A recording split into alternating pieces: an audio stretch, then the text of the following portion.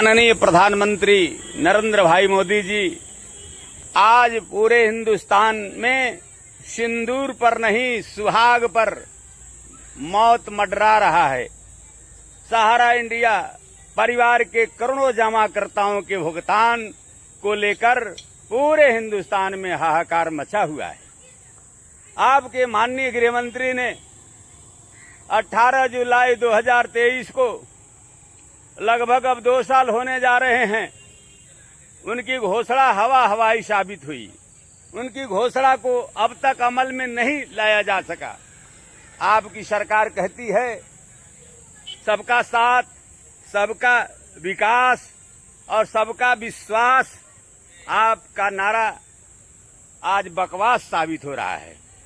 हमारे करोड़ों जमाकर्ता जिन्होंने बेटियों के हाथ पीले करने के सपने देखे थे, जिन्होंने सपने देखे थे पालियों को पढ़ाने के, जिन्होंने सपने देखे थे छत बनाने के, और सपना देखा था कि सहारा इंडिया पैसा जब देगा उस समय तक हमारी उम्र ढल चुकी होगी, बुढ़ौती में सहारा बनेगी, दवाई कराएंगे, स्वस्थ रहेंगे, खर्चे करेंगे।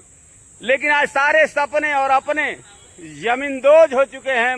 माननीय प्रधानमंत्री जी, लोग कहते हैं, आप भी कहते हैं और आप दावा करते हैं कि मोदी की गारंटी है, लेकिन आपकी गारंटी का कोई मतलब नहीं है। आपके गृह मंत्री झूठा है, जिसने दिल्ली के विज्ञान भवन में घोषणा किया, आज घोषणा अमल में नहीं आया।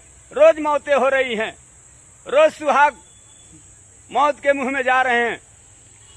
आज सुहाग पर खतरा है।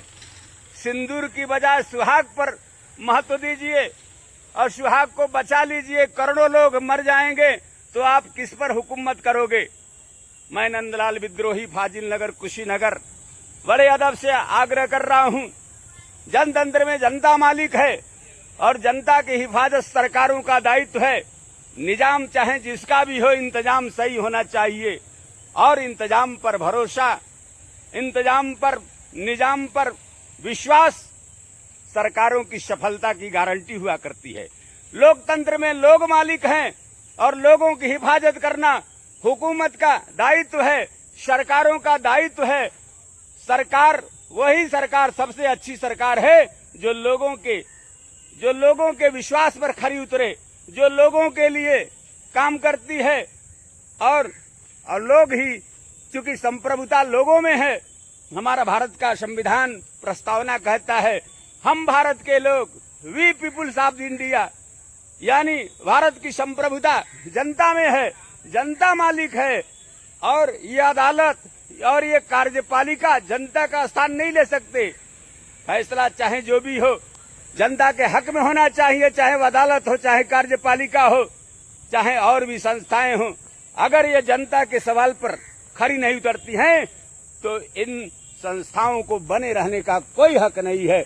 यहाँ तक संविधान भी अगर जनता की भावना का आदर नहीं करता है तो हम ऐसे संविधान हमारे लिए चुनौती का विषय हो सकता है, समीक्षा का विषय हो सकता है।